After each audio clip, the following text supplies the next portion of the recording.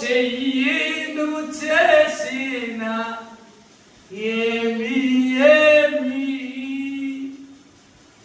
Pastor గారికి వాక్యం చెప్తాడు కానీ పాస్టర్ గారికి నేను 2 వర్షాలు ఎత్తుకుపోయి దొంగోడిని హెడ్ మాస్టర్ చూడలేదు, పక్కన నా స్టూడెంట్ చూడలేదు, మ్యాథ్స్ చూడలేదు. నేను చదువుకున్న హై స్కూల్లోంచి 2 తాటి వాసాలు ఎత్తుకొని భుజం మీద పెట్టుకుని మా ఇంటికి పెట్టాను. మా పాస్టర్ గారు చెప్తున్నప్పుడు ఇదిగో దేవుడు మళ్ళీ వస్తాడు, వచ్చినప్పుడు దుస్తులందరూ కూడా నరకానికి పోతారు, అగ్గిరేసేస్తాడు. మంచోళ్ళు ఎవరైతే ఉన్నారో పరలోకానికి తీసుకుపోతాడు. ఓ కన్న, ఓ చెవి, నీకు అలవాటుంటే ఇప్పుడు అందుకో జ్ఞాపకం తెచ్చుకున్నాడు మా పాస్టర్ గారు. అప్పుడు నాకు ఎలా చెప్పాడంటే నాకు భయం వేసింది. నేను అప్పుడు తెచ్చినప్పుడు ఏమీ చేయలేదు, కానీ తర్వాత ఎస్ఎల్సీ వ్యవసాయం జ్ఞాపకం వచ్చింది. నాకు నేను ప్రార్థన చేస్తాను, జ్ఞాపకం వచ్చింది. ఏ దొంగడా 2 వర్షాలు తెచ్చావు, నీ ఇంటి మీద పెట్టుకున్నావు, మళ్ళీ తీర్పులో 2 వర్షాలు ఏమంటాయి? దేవుడు ఎదురుకుండగా వెలుగై ఉన్నాడు ఆయన. నేను చచ్చిపోయిన తర్వాత తెలియనప్పుడు నువ్వు దొంగతనం చేసావు, 2 వర్షాలు మీ ఇంటి దగ్గర పెట్టుకున్నావా లేదా అని అంటాడు. ఇప్పుడే ఒప్పుకో, ఆ తాటి వర్షాలు ఇచ్చే పట్టుకెళ్ళి మా తాత చచ్చిపోయాడు, ఇంకో 9 మాసాలు వచ్చాడు. ఏమని ఇక్కడి నుంచి ఒకప్పుడు నేను తెచ్చాను దొంగతనంగాను, ఇవ్వనండి మీకు అని ఆ 9 మాసాలు ఇచ్చేసి వచ్చాను. దుష్టుల ఆలోచన చొప్పున నడవక, పాపుల మార్గమున నిలువక.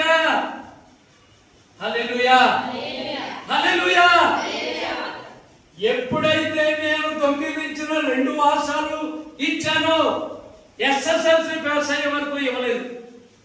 నేను టీచర్ ట్రైనింగ్ అయ్యి వచ్చిన తర్వాత 3, 4, 5 సంవత్సరాలు ఆ పాపం నాకు అలాగే ఉంది. టైఫాయిడ్ జ్వరం వచ్చింది, డబుల్ టైఫాయిడ్. ఏసేపు చచ్చిపోతాడు, కాసేపు కొనుక్కుంటున్నారు పెద్ద వాళ్ళు, రేపు పుట్టినోళ్ళు. కారణం ఏంటి? నీ పాపము నిన్ను పట్టుకొనును. మాట చేత కానీ, క్రియ చేత కానీ, చెవి చేత కానీ, వాసన చేత కానీ, నాలుగు చేత కానీ, శరీరం చేత కానీ, చూపు ద్వారా, మాట ద్వారా, క్రియ ద్వారా నువ్వు ఏ పని చేసినా దేవుడి దగ్గర రికార్డింగ్ అయిపోద్ది. అక్కడ మనం చనిపోయి అక్కడికి వెళ్ళిన తర్వాత రికార్డింగ్ లో అక్కడ పుస్తకం తీస్తారు. నీ చెవి ద్వారా, క్రియ ద్వారా పాపం చేసావా? ఒకప్పుడు మా నాన్న దగ్గర, మా అమ్మ దగ్గర డబ్బులు దొబ్బేసినటువంటి డబ్బులు అమ్మ నాన్నగారు పర్వాలేదు అనుకోవడానికి లేదు, అది దొంగతనమే. ఫిర్యాదులో యోధా ఉన్నాడు, ఏకంగా దేవుని మందిరంలో దొంగతనం చేశాడు. డబ్బులన్నీ పట్టిపోయేవాడు. ఏం చేస్తాడో చూద్దామని పట్టిపోయేవాడిని ట్రెజరర్గా పెట్టాడు యేసు ప్రభు. ఏమని? శిలువ మరణం తర్వాత పేగులు చెట్టుకు వేసుకుని చచ్చిపోయాడు తప్ప ఎందుకంటే దేవుడి కదా దుబ్బేసినట్టు అక్కడ దొంగతనం చేస్తున్నా. వాక్యం చెప్పాడు, బతుకున్నప్పుడే ఒప్పుకోవాలి పాపాన్ని, విడిచిపెట్టాయా. నేను ఎలా ఉంటున్నప్పుడు జీవితంలో ఒకవేళ డబ్బులు, ఇక్కడ దేవుడి డబ్బులు వస్తున్నాయి, ఈ డబ్బులు నేను సరిగ్గా వచ్చేపెట్టకపోతే దేవుడు అక్కడ నన్ను అడుగుతాడు, లెక్క అడుగుతాడు. నువ్వు నిర్లక్ష్యంగా ఉండి దేవుడి డబ్బుల్ని అజాగ్రత్తగా అక్కడ పెట్టావా? ఒకవేళ ఎవరైనా తీసుకోవడానికి వీలుగా అక్కడ ఏమన్నా చేసావా? వాళ్ళకి దురాశ, వాళ్ళు ఏంటంటే తల్లిగర్భంలో పుట్టినప్పుడు స్వభావం అలాంటిది.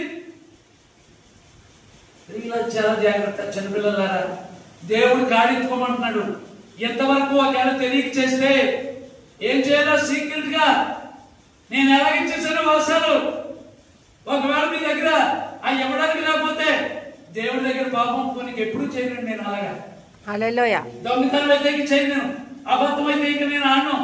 అయ్యా బూతులు తిట్టివాడిని, ఇంక బూతులు తిట్టాను నన్ను ఆడుకొని ఇక్కడి నుంచి నీ పాటలో పడతాను. 5 ఇంద్రియాలు పాపంతో ఉన్నాయి. అమ్మా నాన్న ద్వారా, అమ్మ ఎలా ఉందో నాన్న ఎలా ఉన్నాడు, మన అమ్మా నాన్నలాగా మనం ఉండకూడదు. దేవుని సేవ చేయడానికి నిన్ను దేవుడు కుమార్తెగాను కుమారుడిగాను పుట్టించి దుష్టుల ఆలోచన చొప్పున నడవద్దు అంటే ఆల్రెడీ మనలో ఉంది కాబట్టి పక్కోళ్ళు మన స్నేహితులు చదువుకున్న వాళ్ళు అయితే ఫ్రెండ్స్ ఉంటారు. ఊడు పూడ్చేవాడికేమో పక్కమ్మ ఊడు పూడ్చేది ఉంటది. ఆ కట్లేసేవాడు ఉంటాడు. నీ కన్ను పాడవుతుందా? నువ్వు ఎలా మాట్లాడుతున్నావా? లేకపోతే చెప్పుడు కొట్టు మాట్లాడుతున్నావు? మన నోటితో మాట్లాడుతున్నావా? దుష్టులు ఆలోచన చొప్పున నడవద్దు అంటున్నాడు దావీదు. కారణం ఏంటి? మా అమ్మ నన్ను పాపంలో అన్నది. మన బతుకు మంచిది కాదు, మన చూపు మంచిది కాదు, మన ఆలోచన మంచిది కాదు, మన మనస్సు మంచిది కాదు, మన జీవితమే మంచిది కాదు. ఇప్పుడు మన పుట్టుక మంచిది కాదు. ఏమండి, ఒకడు దొంగతో పెడతారు, ఒకడు దొంగ చూపు చూస్తారు, ఒకడేమో సినిమా పాటలు చెడు మాటలు పెట్టారు, ఒకడేమో బూతులు మాట్లాడతారు నాలుగుతో. ఏ పాపం ఏదైనా ఓకే. 10 ఆజ్ఞల్లో ఒక ఆజ్ఞను తప్పిపోతే మొత్తం అంతా చైనంతా తెగిపోయి వెళ్ళిపోయి ఇంకు కింద పడిపోదు. చిన్న బతుకలు ఇంకు గొలుసు ఒక్క ముక్కలు పక్కలేదు, 10 ముక్కలు అక్కలేదు. గొలుసు చిన్న లింకు ఒక్కసారి పోతే నీ మెడలో చదివో దొంగలు ఎగిసాడు, లేకపోతే ఎక్కడో తెగిపోయింది, ఎక్కడో పడిపోయింది. 10 ఆజ్ఞలు దేవుడు 10 ఆజ్ఞలు ఇచ్చాడు. దుష్టుల ఆలోచన చొప్పున నడవద్దన్నారు. పాపుల మార్గం నిలవకంటే మీరు చదువుకున్నప్పుడు ఫ్రెండ్స్ మిమ్మల్ని పాడు చేస్తారు. మరి మనకు అన్ని తెలుసు ఇప్పుడు. ఎందుకంటే ఎన్ని చూస్తాను కదా, టీవీ చూస్తాను, ఈ మామూలు పెద్ద పెద్ద తప్పుడుగా ఉన్నటువంటి చూస్తాను, ప్రపంచంలో ఉన్న నాలెడ్జ్ అంతా చూస్తాను, ఎలా మోసం చేయాలో చూస్తాను, ఎలా ఫ్యాన్కి ఏదో ఎవరైనా అమ్మా నాన్న అంటే బతుకలంటే నువ్వు ఎందుకు చేసావంటే దేవేం చేద్దాం చచ్చిపో, నా పిల్లచూడు ఎలా ఊరేసుకుందో.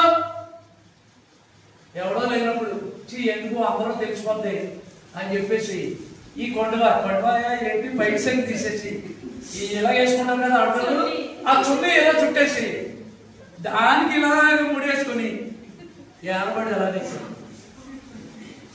10th క్లాస్ మార్కులు వస్తాయి లేదని ముందే అయిపోతుంది. పేపర్లో రాశాడు మన వారు బుద్ధి లేదానా ఇదే మార్చులే అమ్మ నాన్న తిడతారేమో. ఇంకా రావాలనుకుంది, ఇంకా రాకుండే ఊరేసుకుంది, అలవాటు పోయింది. ఎక్కడికి వెళ్తుంది? వాళ్ళు ఆ చర్చికి వెళ్తావు, అక్కడ పాటలు ఎవడో చెప్పడు. ఎంత అదృష్టవంతులలో మీరు, అదృష్టవంతులే కదా. ఇలా చెప్పుకోవడం పిల్లకి నేను పేపర్ చూడగానే అయ్యి బిడ్డ మన సండే స్కూల్లో నువ్వు ఉంటే, ఇక్కడ సండే స్కూల్ టీచర్ చెప్తే అక్కడికి వెళ్ళేటప్పుడు దేవుడు ఏం చేస్తాడు? ఇదిగోరా నువ్వు అలాగే వేసుకోకు, నీకు ఎవరైనా పెద్ద మనిషి దగ్గరికి వెళ్ళు, నువ్వు సీక్రెట్కి వెళ్ళి నీ అమ్మతో చెప్పు నేను ఇలా తప్పు చేశానని. ఎవరికి చెప్పకుండా మటమాయం చేసి దేవుడు బహుగా క్షమిస్తాడు. తండ్రితో కోపడతాడు, అమ్మాయి దుడ్డుగా రుచుకుని బాధచ్చు. నేనైతే ఇలా అనొచ్చు, కానీ దేవుడు అలాగండు. పాపమును ఏం చేయాలా? ఒప్పుకోవాలి. దుర్దినములు రాకముందే వీటి యందు సంతోషము లేదని చెప్పకముందే. ఏ దినము? దుర్దినము. దు అంటే ఏం చదువుకున్నారు కానీ ఏం చేత కాదు. దు అంటే చెట్ట, దుర్దినం అంటే చెట్ట దినము. స అంటే మంచి, దు అంటే చెడు. దుర్దినము. ఈ రోజు బాగోలేదు, పిల్లి వచ్చింది, ఆ ఎదురు బాగోలేదు అంటాడు. అది కదా బయట వాళ్ళు అలాగే ఎడతారు చక్కగా. నువ్వు బయటలో పడేవా, తెల్లవారుజామున ప్రార్థన చేసుకున్నావా, నువ్వు పరీక్షలు రాసినప్పుడు కరెక్ట్గా రాసావా, లేకపోతే దాంట్లో చూసి చెప్తే అక్కడ కరెక్ట్గా అయిపోతుంది. ర్యాంక్ రాదేమో అంటారేమో, 600కు 600 మార్కులు వచ్చేదానికి లాగా 580 అవుతుంది, 23 వచ్చేస్తాయి. నాకు చూపించు, అలా పోయాయి ఇలా పెట్టే నాకు నీకు పెడతాను నీ పేపర్ నాకి. కానీ అక్కడ దేవుడు ఏం చేస్తాడు? రికార్డింగ్ అయిపోతుంది. నువ్వు ఇక్కడ ఇదిగో ఆవిడ రికార్డింగ్ చేస్తుంది. మళ్ళీ రేపు పాట నా మాట వింటారు మీరు, మళ్ళీ వేసుకోవచ్చు. దేవుడు ఎందుకు ఇచ్చారు రికార్డింగ్? పరలోకములో ఇంకో రికార్డింగ్ ఉంది. ఆమేన్. ఎవరుతున్నాడు ఇక్కడ? ఎవరా? మా అమ్మ లేదు, మా అన్న లేదు, మా తాత లేడు అనుకుంటే ఎలవలము చూడబోనా యెహోవా కను దృష్టి. దేవుడు కొన్ని ఏం చేస్తుంది? సంచారం ఇక్కడ ఒకసారి ఉంటుంది. ప్రపంచం అంతా కొన్ను, ప్రపంచం అంతా చూస్తారు దేవుడు కొన్ను. ఓయ్, ఈ డబ్బు తీయడం ఎవడో చూడలేదు అనుకుంటున్నావా? పోనీ ఇవ్వడానికి లేకపోయినా ఒప్పేసుకుంటున్నాను. నేనే బైబిల్ చదువుకుని యవ్వన కాలమున కాలిపోయేటని అర్థమేది ఎప్పుడు? నేను టీచర్ అయిన తర్వాత వారందరూ ప్రవర్తన లేఖనములను దేవుడు బోధిస్తాడు. యోగగ్రంథం 33వ అధ్యాయం ఇంకొకటి. దేవుడు ఒక్క మాట పలుకును. 13:14 దేవుడు ఒక్క మాట పలుకును, 2 మాటలు పలుకును, మనుషులను కనిపెట్టను. హల్లెలూయా, హల్లెలూయా. దేవుడు ఎన్నిసార్లు చెప్తాడు? ఒక్కసారి చెప్తాడు, 2 సార్లు చెప్తాడు. ప్రవక్తతో వాక్యం మాట్లాడతాడు ఆయన. కానీ మనతో కలలో, రాత్రి కలుగు స్వప్నములలో దేవుడు మనతో కూడా మాట్లాడతాడు. ఎలా మాట్లాడతాడు? కలలో, రాత్రి కలుగు స్వప్నములలో, మంచం మీద కునుకు సమయమున, గాఢ నిద్ర పట్టినప్పుడు, నరులు గర్విష్ఠులు కాకుండా చేయడానికి, 1